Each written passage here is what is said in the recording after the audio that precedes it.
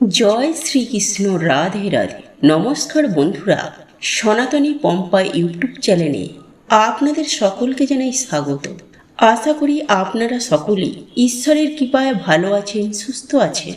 বন্ধুরা, পদ্ম পুরাণে স্বয়ং ভগবান শ্রীকৃষ্ণ বলেছিলেন, যে ব্যক্তি এই পূর্ণ পবিত্র কার্তিক মাসে তুলসী গাছে এই জিনিসটি বেঁধে দেবে, সেই ভক্ত জীবনে যা চাইবে শ্রীহরির আশীর্বাদে সেই ব্যক্তি তাই পাবে। বন্ধুরা, একই সঙ্গে ভগবান বিষ্ণু এও বলেছিলেন, তুলসী গাছের মূলে জড়িয়ে থাকা মাটি থেকে মানুষ কোটিপতি হয়ে যায়। আর এই কার্তিক মাসের মাহাত্ম্য সমস্ত মাসের মধ্যে অনেক অনেক বেশি, কারণ কার্তিক মাসেই ভগবান বিষ্ণু যোগ নিদ্রা থেকে জাগ্রত হন। তাই বন্ধুরা, এই পবিত্র কার্তিক মাস চলাকালীন যে কোনো একটি দিনে শাস্ত্র অনুযায়ী কিছু নিয়ম পালন করতে পারলে তাহলে বন্ধুরা আপনাদের জীবনে এসে পড়বে ভগবান বিষ্ণুর বিশেষ কৃপা, যার ফলে আপনার সকল মনস্কামনা পূরণ হবে। সেই সঙ্গে সঙ্গে আপনারা সর্বকর্মে সফলতা পাবেন, জীবনে সুখ শান্তি সমৃদ্ধি থাকবে। হ্যাঁ বন্ধুরা, আপনারা একেবারে ঠিকই শুনছেন। এই কার্তিক মাস অর্থাৎ দামোদর মাসে আপনি যদি আপনার বাড়ির তুলসী তলায় তুলসী গাছে এই জিনিসটি বেঁধে দিতে পারেন, তাহলে আপনার যেমন আর্থিক উন্নতি হবে অবধারিত, ঠিক তেমনি টাকা আসবে চুম্বকের মতো। এক কথায় বলতে গেলে সুখ শান্তি ধন সম্পত্তি আপনার সংসারে উপচে পড়বে।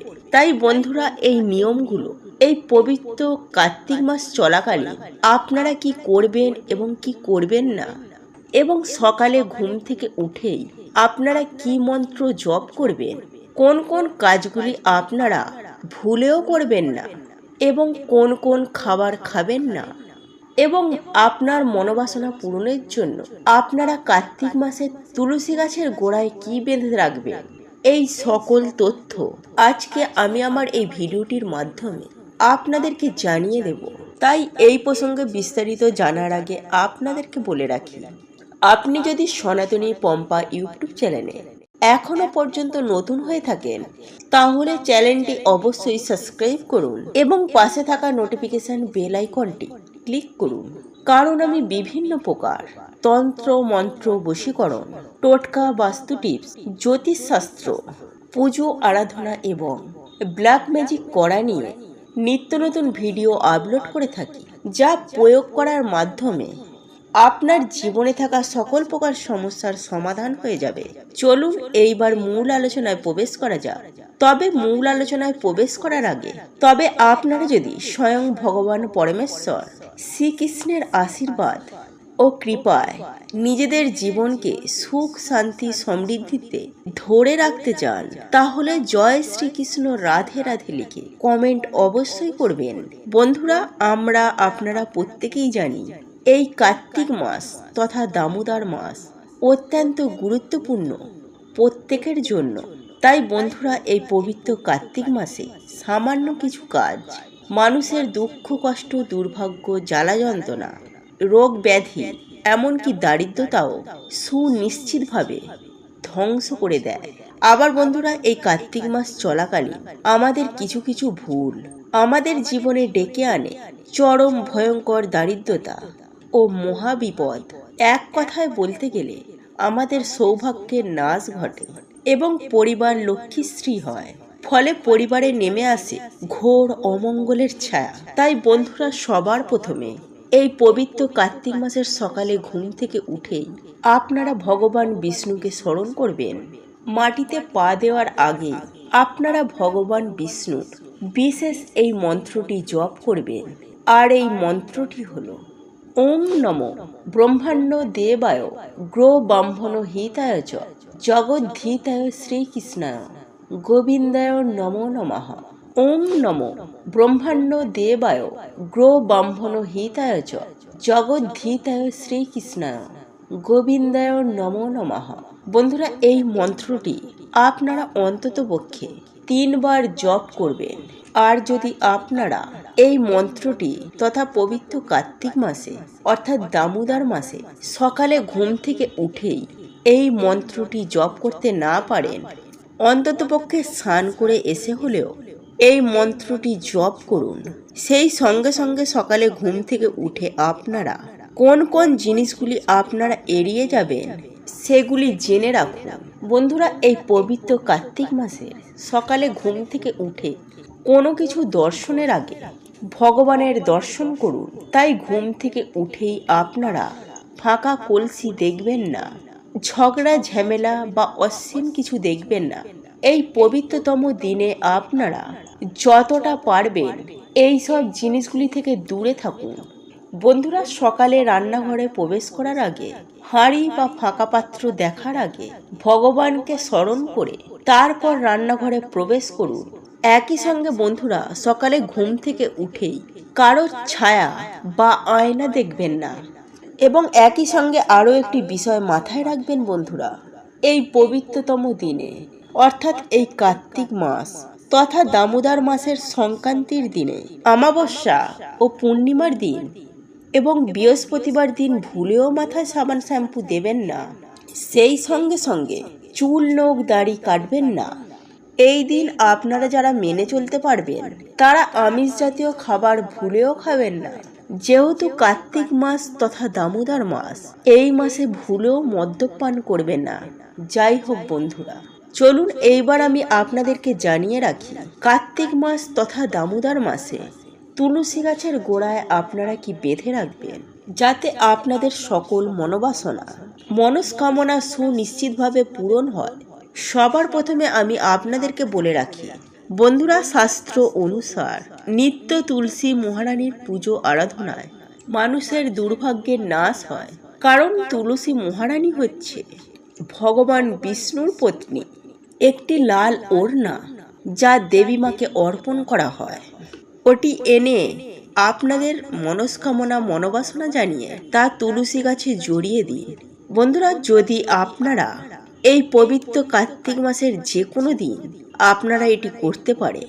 বন্ধুরা, এরপর দ্বিতীয় যে বিষয়টির কথা বলবো তা হলো বন্ধুরা, যারা এই ওড়নার ব্যবস্থা করতে পারবেন না তারা একটি হলুদ সুতো নেবেন এবং সেই হলুদ সুতোটি নিয়ে তুলসী গাছের গোড়ায় নিজেদের মনোবাসনা জানিয়ে ওং নমো ভগবতে বাসুদেবায় নমঃ, ওং নমো ভগবতে বাসুদেবায় নমঃ, ওং নমো ভগবতে বাসুদেবায় নমঃ এই মন্ত্রটি 3 বার জপ করার পর সেই হলুদ সুতোটি আপনারা 21টি বা 11টি গিঁট দেবেন এবং সেই গিঁট দেওয়া সুতোটি আপনারা তুলসী গাছের গোড়ায় বা তুলসী গাছে বেঁধে দিন। বন্ধুরা, যখন আপনাদের মনোকামনা পূরণ হবে তখন সেই সুতোটি আপনারা খুলে কোনো প্রবাহিত জলে ভাসিয়ে দেবেন। বন্ধুরা, এই প্রক্রিয়াটি যে আপনারা করছেন বা করবেন এই বিষয়টি আপনারা কাউকে বলবেন না। তবে একটি বিষয় অতি অবশ্যই আপনাদের মাথায় রাখতে হবে যে এই উপায় বা ক্রিয়াটি করার জন্য আপনাকে অতি অবশ্যই নিরামিষ আহার গ্রহণ করতে হবে। সেই দিন ভুল করেও কোনো রকমের আমিষ জাতীয় খাবার বা মদ্যপান নেশাভাম করবেন না। পরিষ্কার পরিচ্ছন্ন বস্ত্র পরিধান করে হাত পা ধুয়ে আপনাদের পক্ষে যদি সম্ভব হয় কিছুটা গঙ্গা জল মাথায় ছিটিয়ে দেবেন। তারপরে এই উপায় বা ক্রিয়াটি করবেন। দেখবেন মাতা তুলসী রানীর অশেষ কৃপায় আপনাদের সকল মনস্কামনা পূরণ হবে। সেই সঙ্গে সঙ্গে আপনাদের বাস্তুদোষ দূর হবে। আপনাদের সংসার থেকে দারিদ্রতা, অভাব, অনটন দূর হবে। মাতা লক্ষ্মী ও তুলসী মহারানীর অশেষ কৃপায় আপনারা রাতারাতি কোটিপতি হয়ে যাবেন। বন্ধুরা, কে না চায় জীবনে বড়লোক হতে? আমরা আপনারা প্রত্যেকেই চাই যে আমাদের জীবনে আসুক আর্থিক সমৃদ্ধি, সেই সঙ্গে সুখ শান্তি। বন্ধুরা, এই সুখ শান্তি ও আর্থিক সমৃদ্ধির খোঁজে আমরা সারা দিন বহু রকমের অক্লান্ত কঠোর পরিশ্রম করে চলেছি। যে যেমন অর্থ উপার্জন করতে চায় সে সেই রকম কাজ করে।